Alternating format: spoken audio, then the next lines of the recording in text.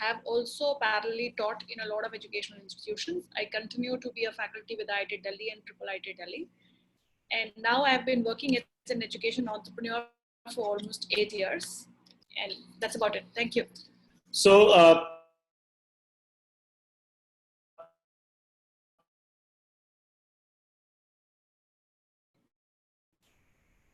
the way that we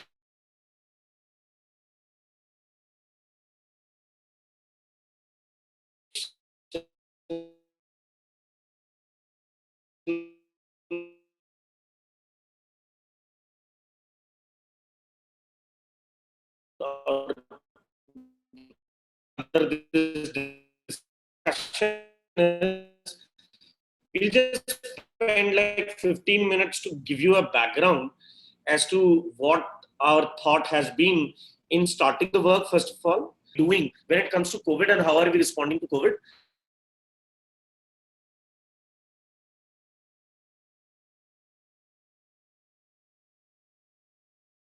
Yeah, I don't know, something happened. We were out of our session. Can you hear us? Okay. So, we can't see any people, participants. Yeah. So, I will just share a small presentation and then we can possibly pause in between and then take it from there.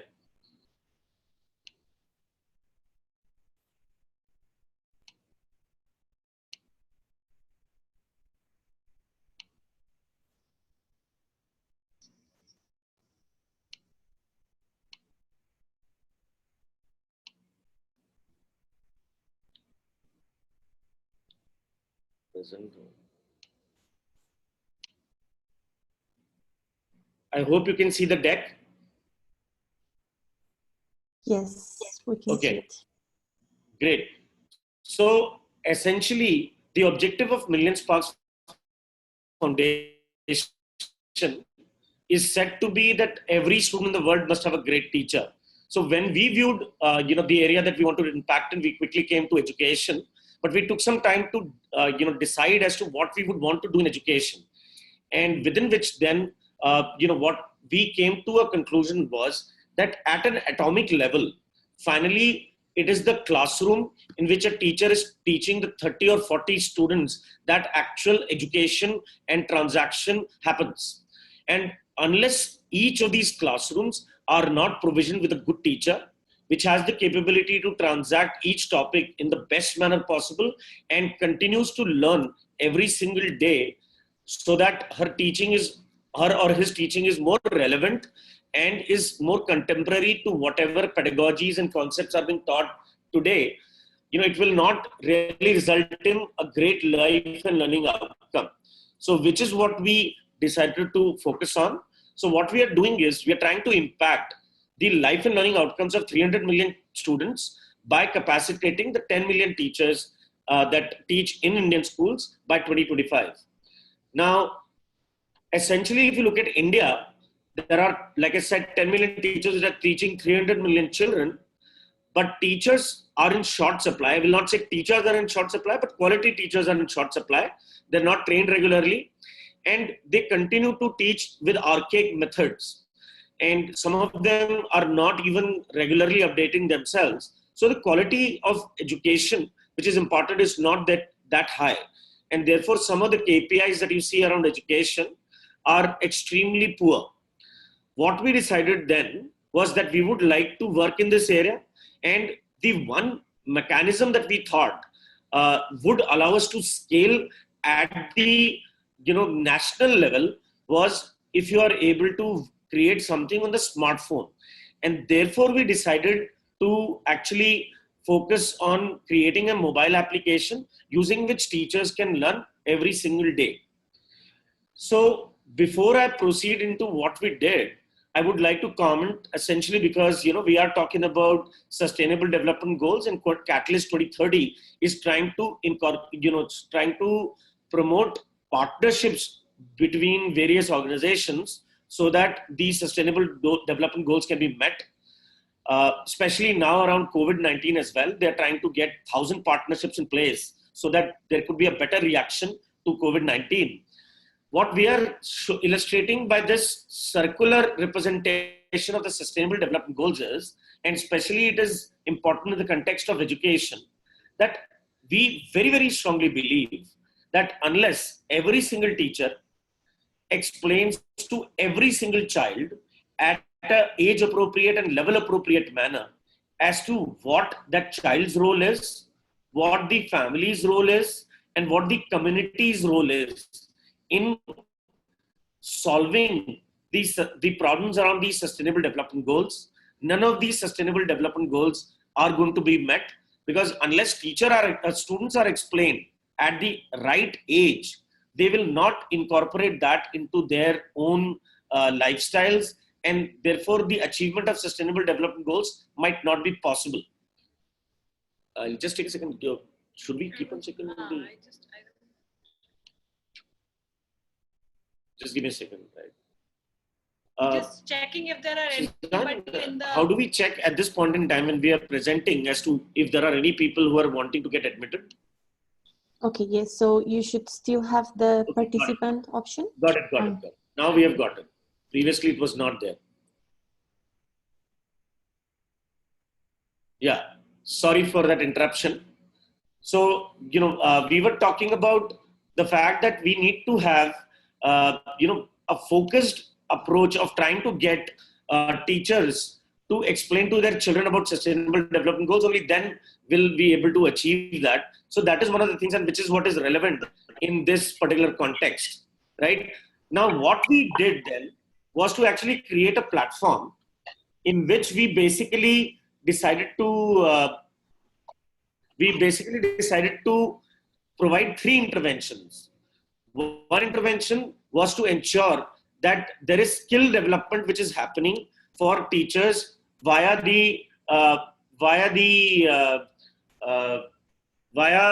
providing deep pedagogical trainings and supporting them with various support services, so that once a teacher gets into a training, the teacher actually completes the training also.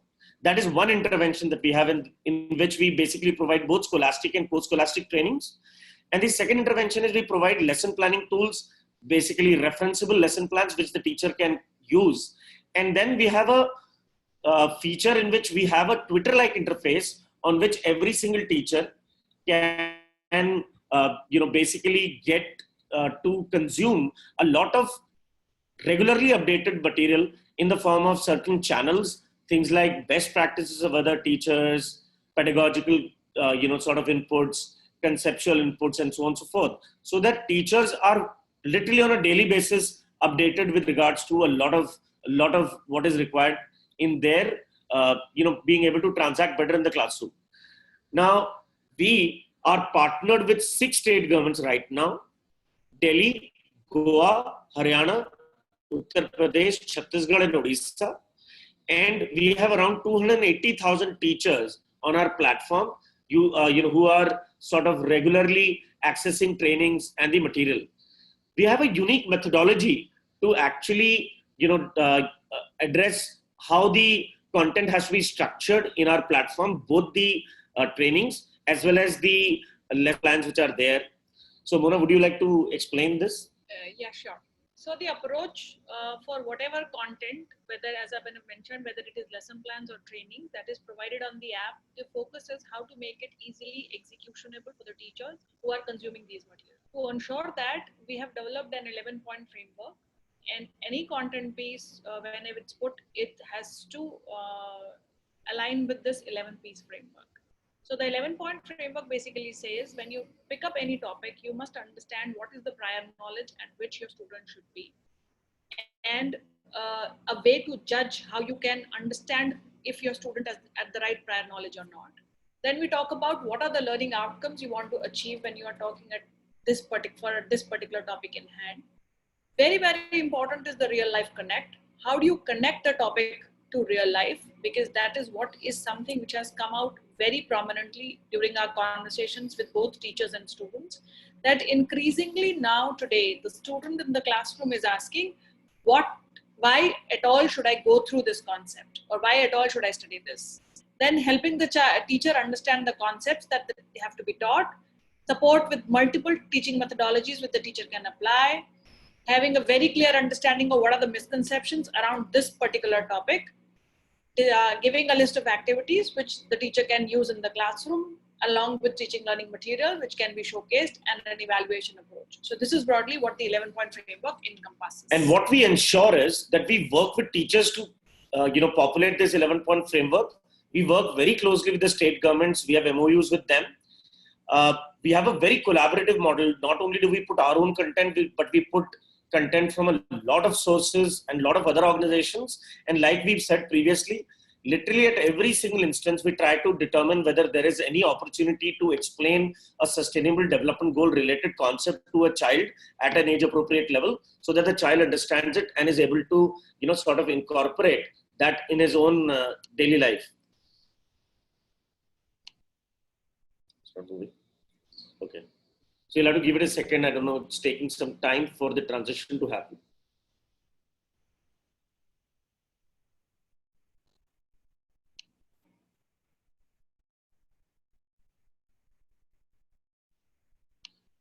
So while we are waiting for this,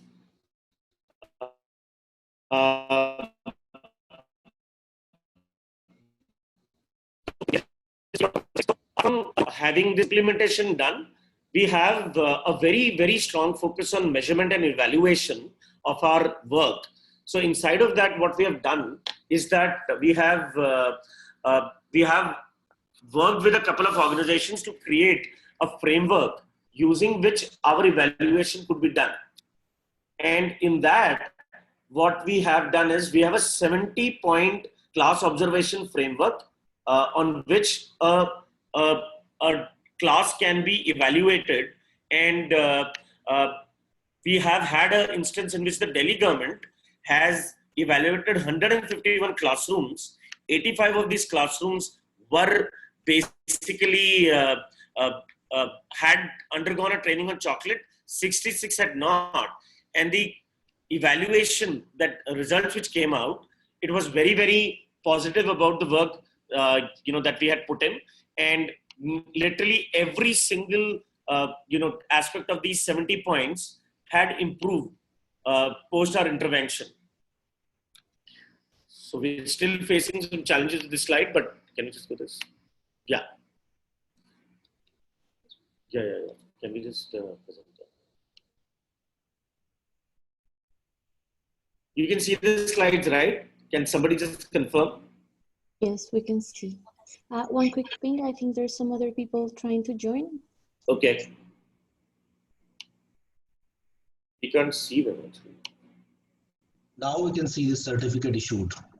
Yeah.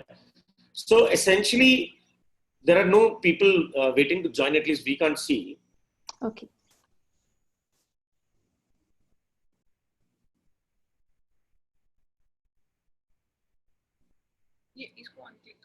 Let's go.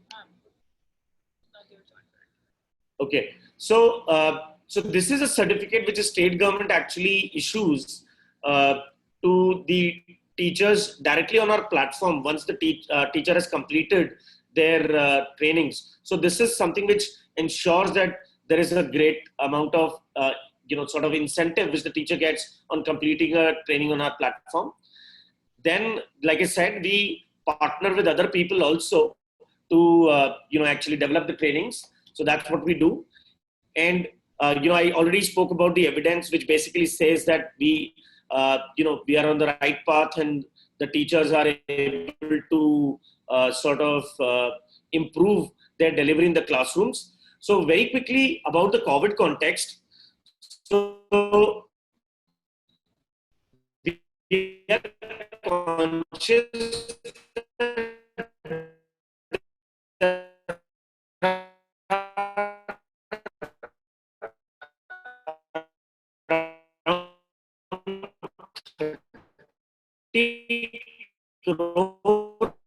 children which are locked in Indian homes, and at this point in time, these children are not learning anything. their nutrition is not being the fear of their parents. So they're able to attempt.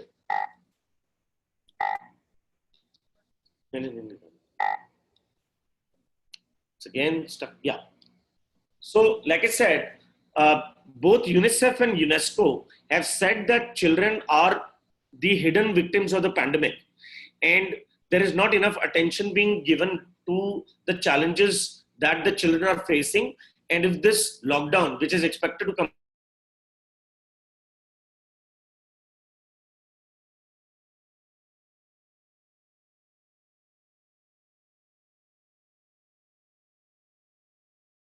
I'm sorry, we again got out. There is some technical problems happening with Zoom. I'll just record it again. I'll just try to share it again. So maybe I can just, let's forget about the sharing. Let me just talk about it.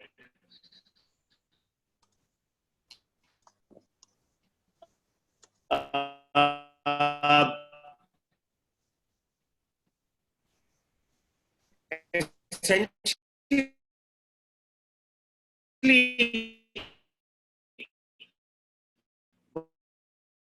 what we are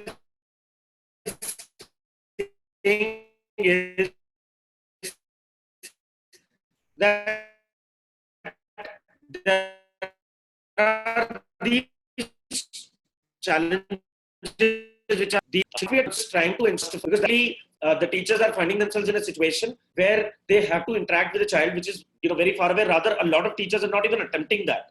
So first of all, to make sure that the teacher understands that important for them to connect with the students, then to ensure that these students are being given some inputs with regards to how do you keep engaging with learning and so on and so forth, to be able to gauge the mental health of students and to provide some guidance to them with regards to how to keep themselves in a good, healthy mental state, and also to train the parents with regards to how they can ensure that children are not getting into depression, right? So that's something that we are attempting.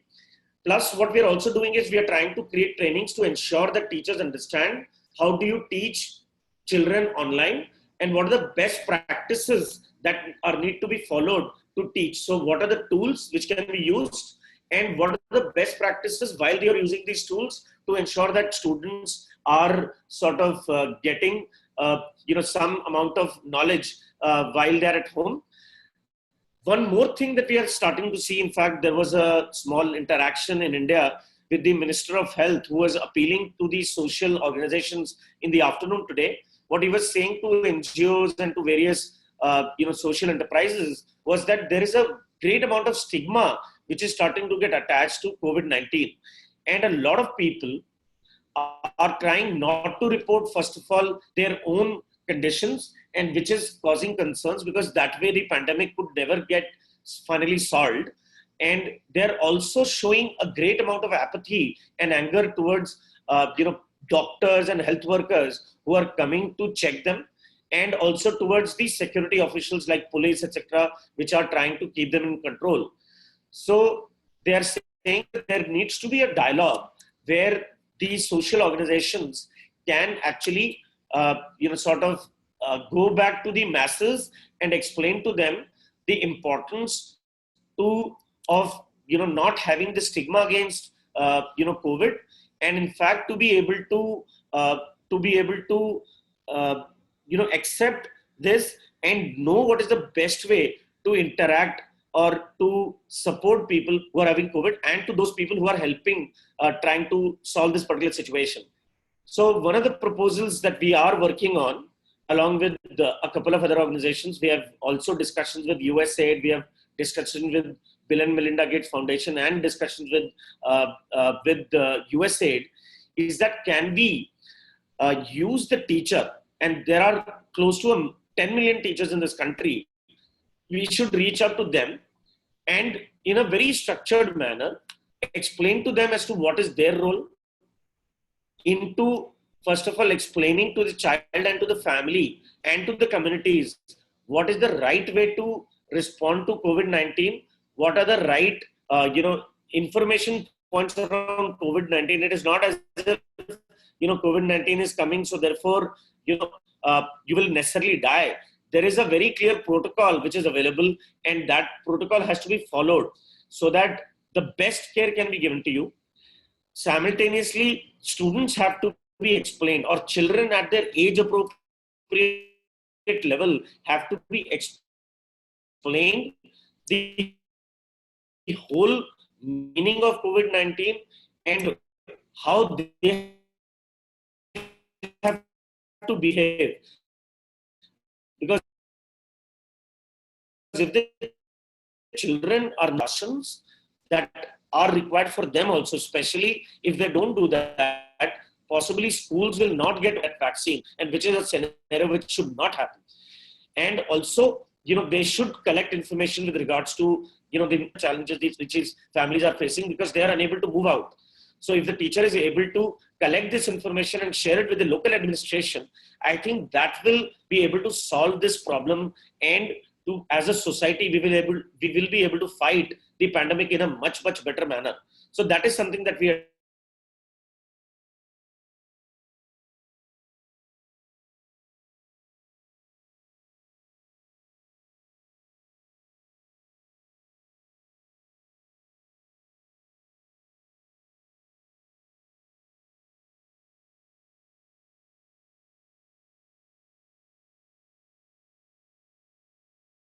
Yeah, we were thrown out again and we rejoined automatically. You guys can hear us? Hello? Yes, we can hear you. If anyone can. Yeah, excellent. So that is the larger thing that we are trying to do. And at this juncture, I think I will stop and maybe ask if you have any questions, any comments, any suggestions, and if you think there are opportunities for us to be partnering in this particular, juncture, unless you want me to repeat or, provide more details of anything that we have been doing.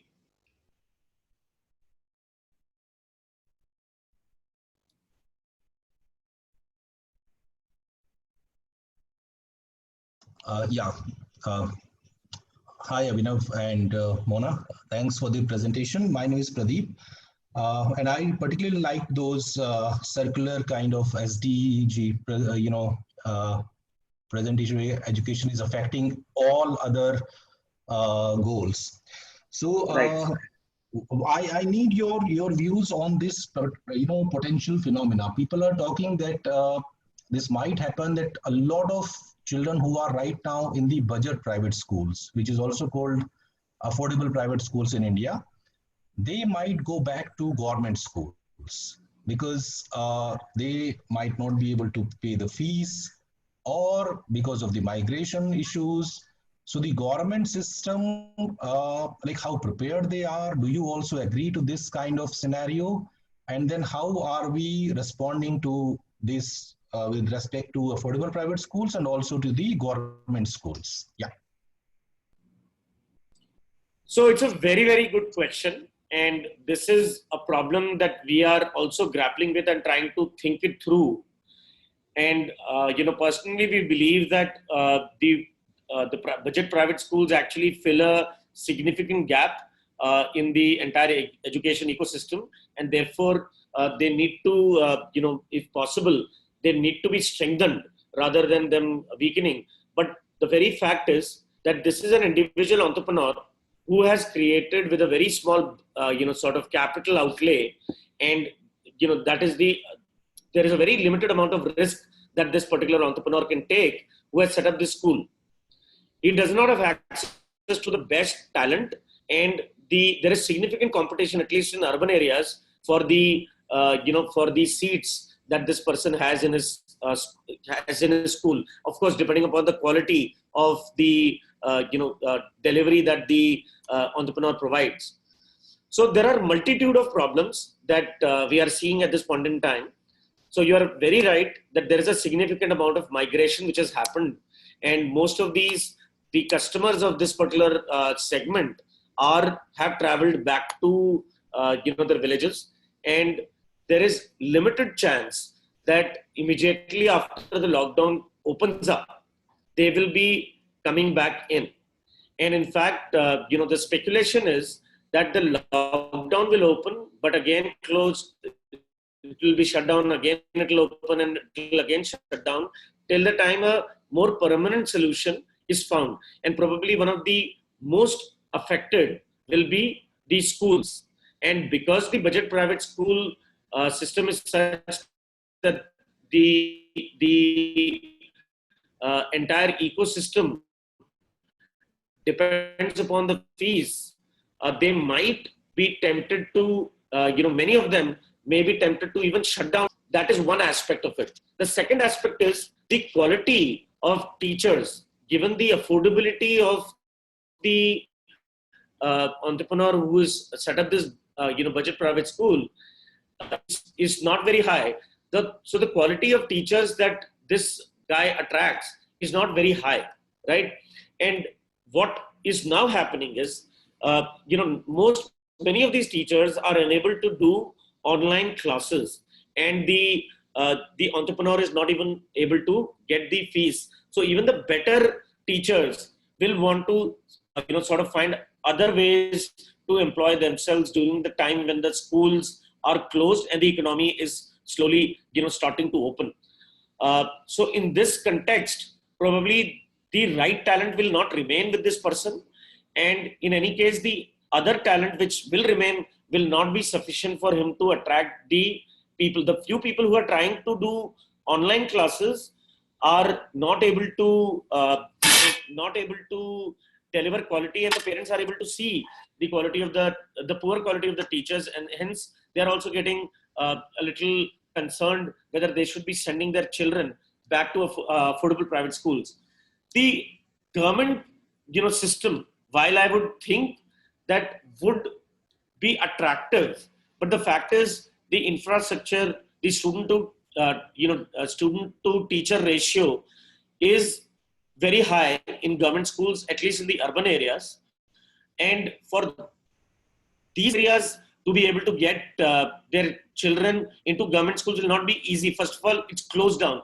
I don't know, right now when the school system will open. So this shift from a private to a government school where admissions will be given to children might not be that simple unless, the government decides to open up their open schooling platform in an online model, which is very, very structured. Right now, what we are seeing the government do is maybe, asking teachers to do a WhatsApp forward or an IVR kind of a call or something like that.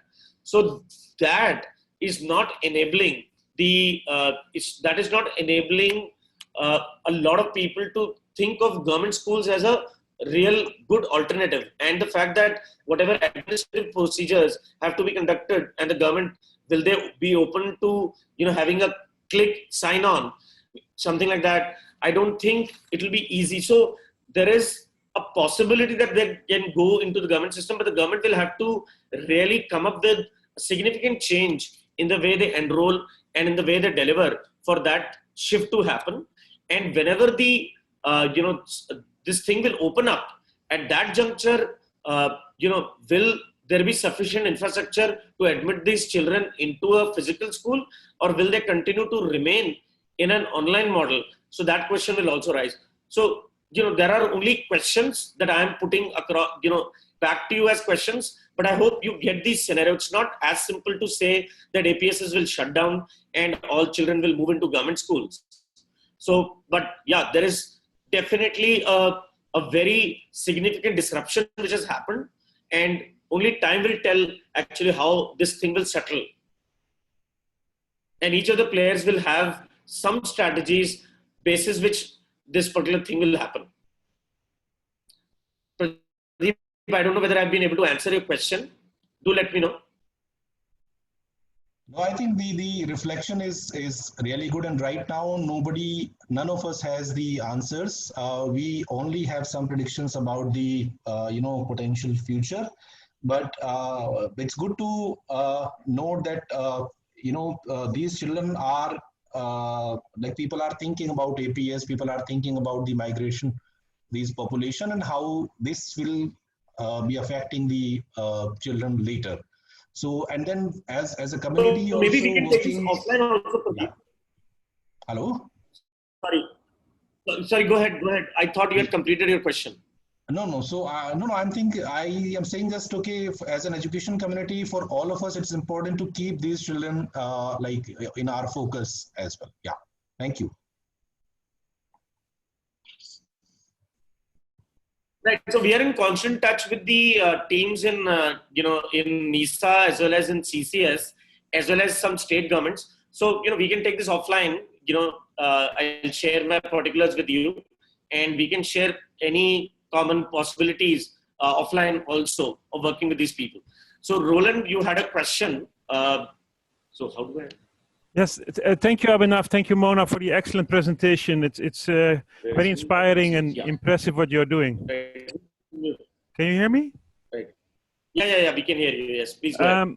You are, I think, just some reflections, maybe for your information. I was the UNICEF representative in Sierra Leone during the Ebola outbreak. And one of my key tasks was to reopen the schools after the Ebola outbreak was nearly under control. And as you know, as you mentioned, there might be a relapse, there might be quite some resistance to reopen the schools. And I think you have a very important role to play, recognizing that you have basically you're in digital contact with most of the teachers, if not all, in those states, as well as then you will be in touch with all the schools in those states. And one of the key characteristics, because in the time in Sierra Leone, where a lot of people were very skeptical and they were basically sharpening their knives to close the schools again. There was a lot of opposition. But the one item which kept us going to keep the school open and showed our power of opening the schools was the fact that we had continuously contact with all schools and all teachers in the country through SMS and other digital opportunities. So at any time of the day, in any school, we knew what the public health situation was. In addition to the power you have on training those teachers in the public health measures which need to be taken put in place in each and every school, you have potentially a very important role to play to train the teachers and facilitate the schools in opening and monitor the opening of the schools. On top of that, of course, you with your mechanism of chocolate, you can also support in social emotional support to the children through building the capacity of the teachers. So I can go on, but I really feel that first of all, you have a fantastic tool, but secondly, you also have an enormous potential to contribute to make sure that the schools open sooner rather than later and remain open by your excellent monitoring mechanisms you have de facto across the board. So I'm happy to share offline more information, but you have the key of reopening the schools basically. Thank you. I would love to connect with you. I think, Roeland, we have had a conversation previously.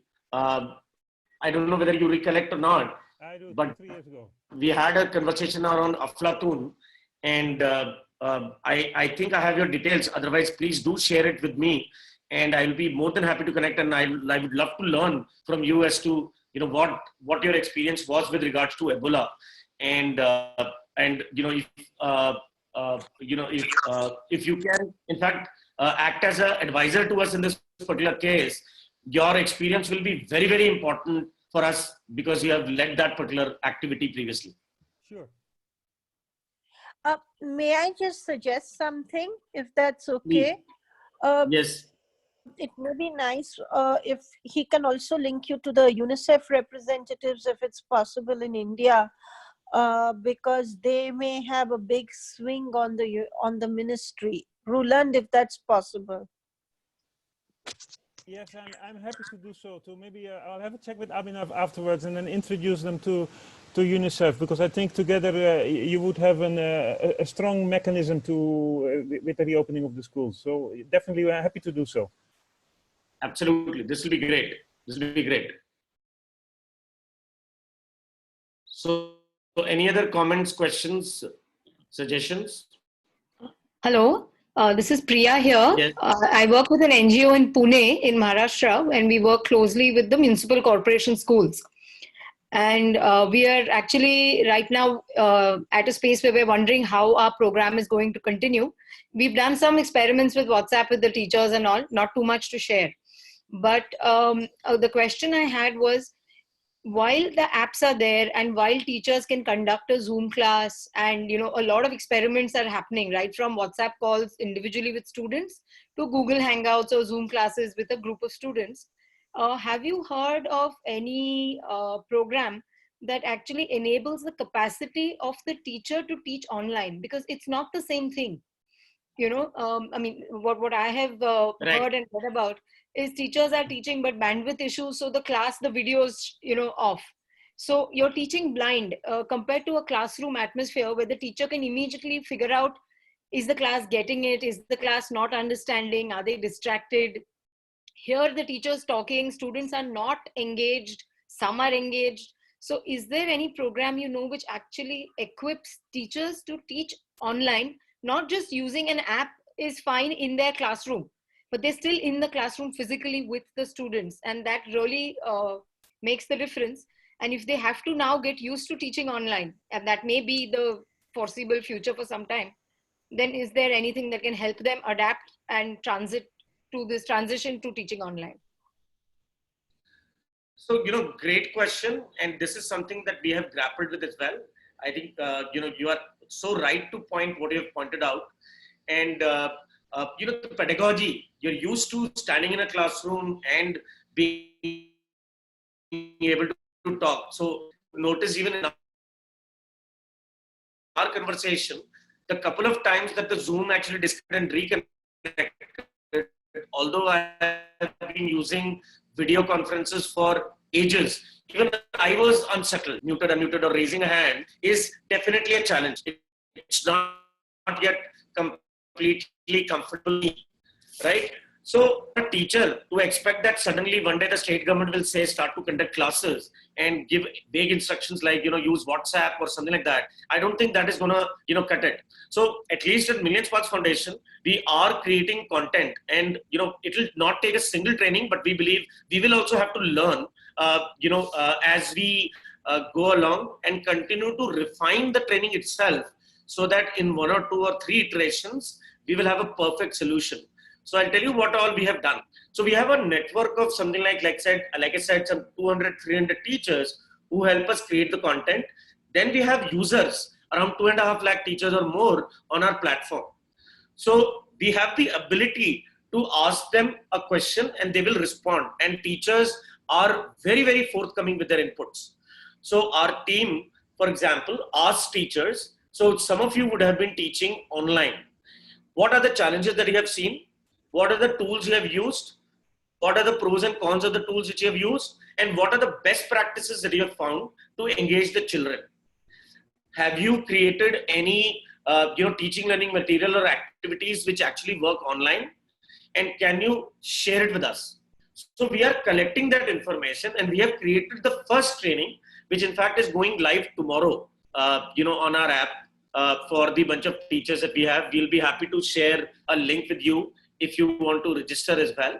So that's something that we are doing, but like I said, we'll have to refine it. So that's one. The second thing which I personally believe is that it's a pretty complicated interface that Zoom has, however simple that we might find it, but for a person who is not yet digitally literate, to suddenly from not using the phone for anything other than WhatsApp or Facebook to start to do conferencing on it, it's a very, very different challenge. So what we have attempted is, we have created online classes on our app itself. We have still not released it. We are still under testing in partnership with YouTube. And what we have done is, we have just basically a one-way communication for the teacher, so that the teacher does not get distracted by the multiple videos which are there. And there is a mechanism on chat that children can ask questions. So that is something that we are doing on our app. And the interface is, I would think, simpler than WhatsApp, what we are trying to build. And, we have tested it with a few teachers, and we have got very, very positive inputs from there.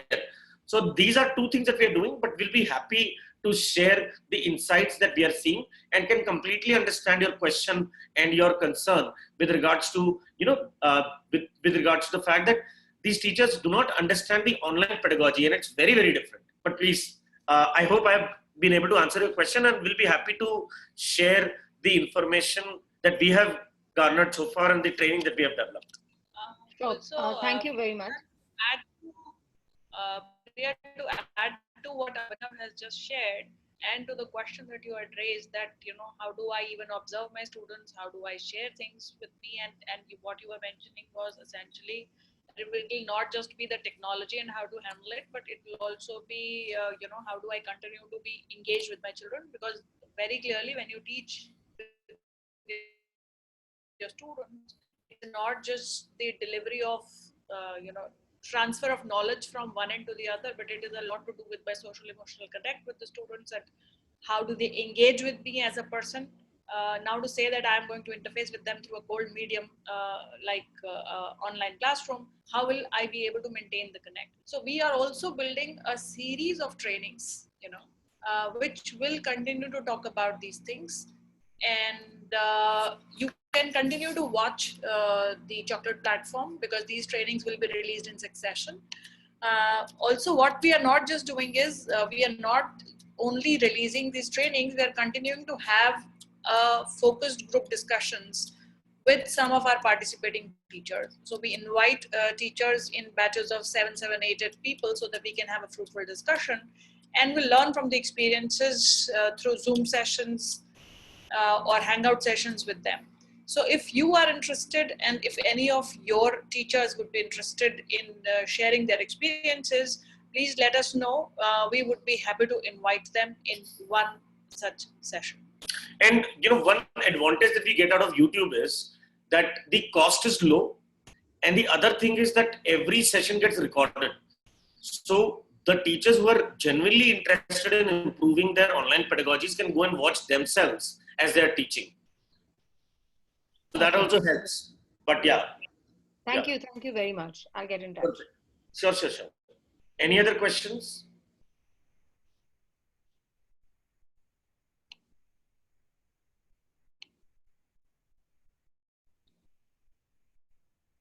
So Aarti, I think, Aarti or Meenakshi, if you have any questions, we'll be happy to answer.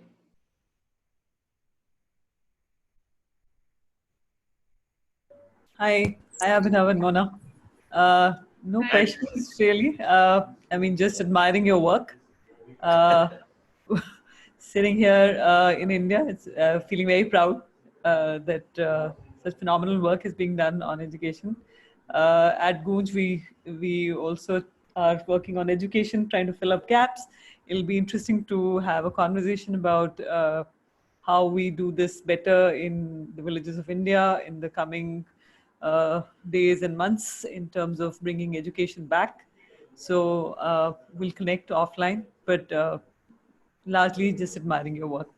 Thank you. Thank you for what you do. Actually, to your point, I'll, since you said, how do you get education back into the villages, etc. So one thing which we are clearly seeing, although India has a 12 million teacher population, with what Priya mentioned and what we have observed in the field, we personally believe only 40 to 50% or even lower will be able to do any effective online teaching. So what it will require, if this lockdown increases or if schools do not, sort of get opened up, or if too many people are not migrating back to cities, will be a online classes model where volunteers will be able to teach remotely to maybe 4 or 5 students, because volunteers will not be able to handle a larger class. And what these volunteers will require is an initial training and support material. So I've seen that you were there since the very beginning of the conversation.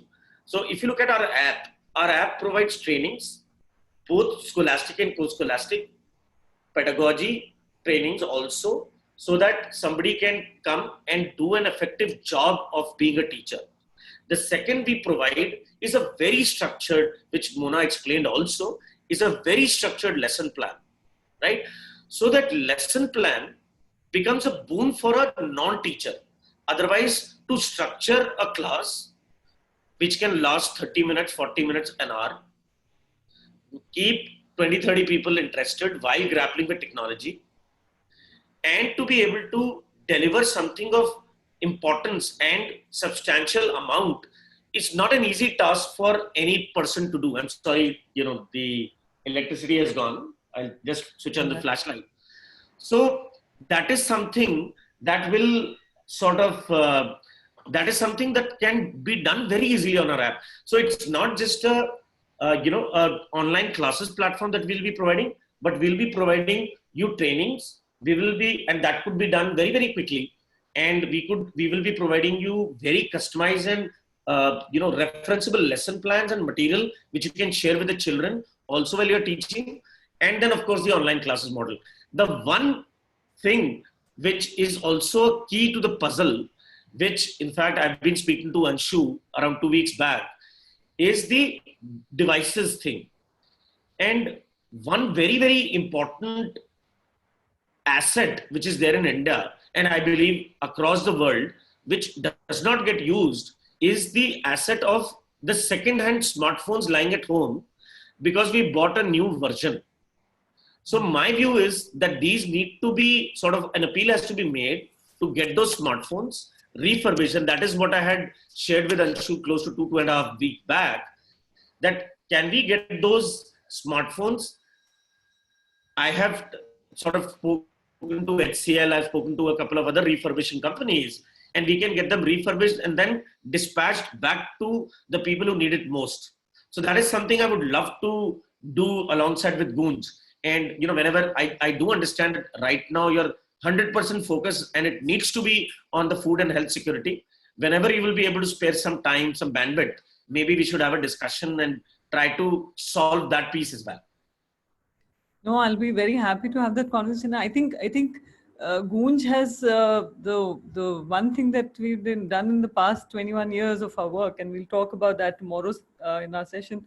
But just to say that the connections between urban and rural India is what we've been working on, and material has been one of the sort of key things. And as you rightly said, the smartphones could be just one thing which can be channelized, and that's the channels is what we built, and right. and channels between people.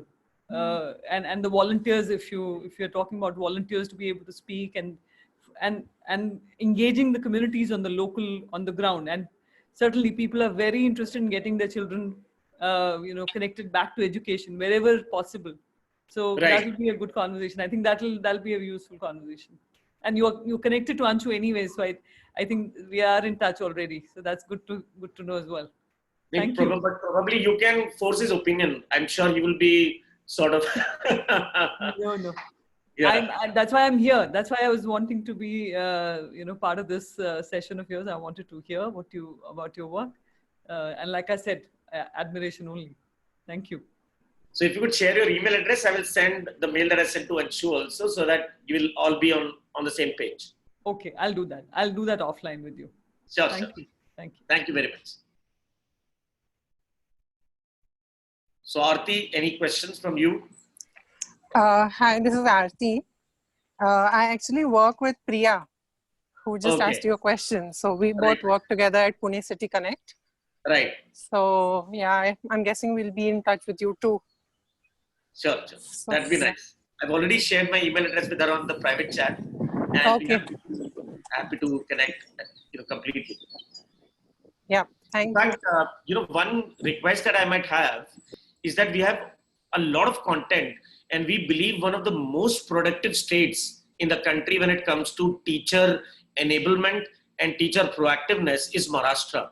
And we have not yet launched our services in Maharashtra just because we don't have content in Marathi. So if there is any possibility for you to, help us, or if you have some volunteers, if you have some time with people in your team, if you could connect us to people who can help us translate some of the content that we have, so that we can at least provide some initial trainings to trainings to teachers in Marathi, that would be a great help. Sure, we will definitely get in touch with you and see how we can take this ahead. Brilliant. Brilliant. So we are nearing the ending of the sort of conversation. I think 6:30 is when we have to close. Would be happy to take as many questions in the remaining time, or you guys can connect with us, mona.mathur@millionsparks.org or abhinav.mathur@millionsparks.org. But if there are any questions, I can see Soumya, I can see Guthambara, Shalmali, if there are any questions that you might have.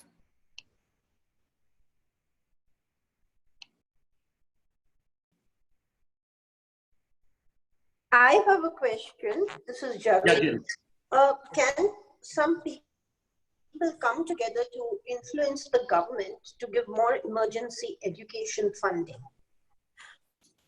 So there are, in this call, many people who are working on education, and can we sort of leverage this in-between structure as a follow-up? Because it will have to be online. Everyone talks of a second wave for COVID, etc. So is this something we need to do? Because I hear there's lots of money, but it's not going where it should. So that's my question as a follow-up. So can I respond, Jeru? Yes, please. Yeah. So in our conversations, what we are seeing is that the central government has not released any funds corresponding to education in the past few days. And the state is in a very, very bad situation when it comes to their own revenue generation sources, because no money is coming to them as of now. All the money is sitting with the center in the PM Cares or the Prime Minister's Relief Fund, and of course with the Reserve Bank, and they have not really opened up their coffers, and they're not letting the state also generate any revenue. So the state, which is the primary entity which actually delivers education or funds anything, is currently devoid of any cash.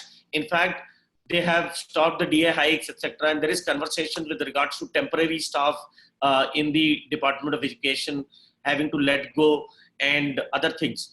That is one situation. The second is the center at this point in time, from whatever my sort of discussions are, and I keep on having some or the other meetings or conversations with both the Niti Aayog and MHRD, they are facing large problems with being able to grapple with the financial, with the other things. So while the MHRD is there, the nodal agencies like Niti Aayog, etc., they don't have bandwidth at all to look at any special initiatives. And very interestingly, one very interesting thing which has happened at this point in time, and which is like crazy if you were to ask me, is that the Secretary of School Education has been appointed on this Monday, a new secretary, and that secretary is still taking charge. The only good thing is that Mrs. Anita Karwal, who is now the Secretary of Education, has a prior experience working in the department when Anil Swarup used to be the Secretary of Education, and she was the chairman of CBSE.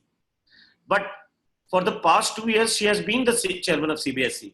Moving from being the chairman of CBSE to becoming the Secretary of Education, it's a significant change for her also. So she will also take some time before she can really be able to be in that position to really take calls. So it's a slightly confused scenario. And when I talk to people who are responsible to respond to this situation, what I hear is that literally on a daily basis, 100 different organizations and initiatives are approaching MHRD to say that we will solve the problem.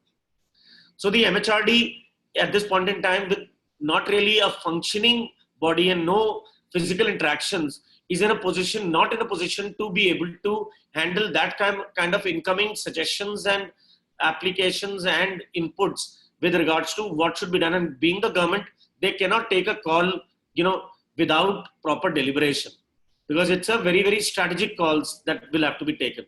So they are also grappling with it. So it's a very funny situation. There is food and security, which is a very, very food, health and health security, which is very important. So the rest of the people are gone. The there is a reshuffle in the ministry at this juncture, not at the ministry, but at the ministry, HRD ministry. The secretary itself has changed. So again, there is this confusion. So and then there are too many people coming in and saying, we'll help, we'll help, we'll help. So they're just gone. And the states don't have money. States have absolutely no money to spend on anything. I don't know whether that answers your question, Jerry. Kind of, yeah. I think then, honestly, Roeland, the best bet would be UNICEF. Roeland. You should, tie it up with him. Yeah, so they're listening to UNICEF, they're listening to UNESCO, they're listening to US aid a little. I don't think there are too many local entities that are gaining a lot of access, other than those which are already very, very deeply entrenched with the government. So I think, okay. Yeah, okay, then my suggestion is just get on board and get UNICEF on board. Yeah? Correct. Sorry, that was just my two-bitter. Yeah. Sure. So Claudia, any questions from you?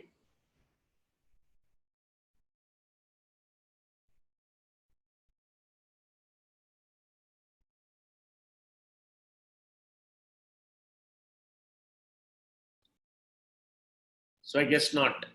So it's already 6:31 and I think we are at the end of this particular session, unless somebody wants to very quickly make any comment or something like that. So if none, then I will suggest that we close this session. My email address is abhinav.mathur@millionsparks.org and Mona is at mona.mathur@millionsparks.org. We will basically type it for everyone to see so that you can make a note, and in case even later you have any inputs to give to us, we'll be happy to take it up.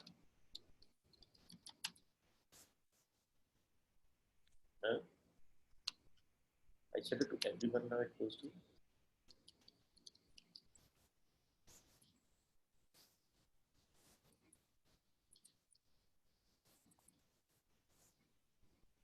I hope you guys can see it.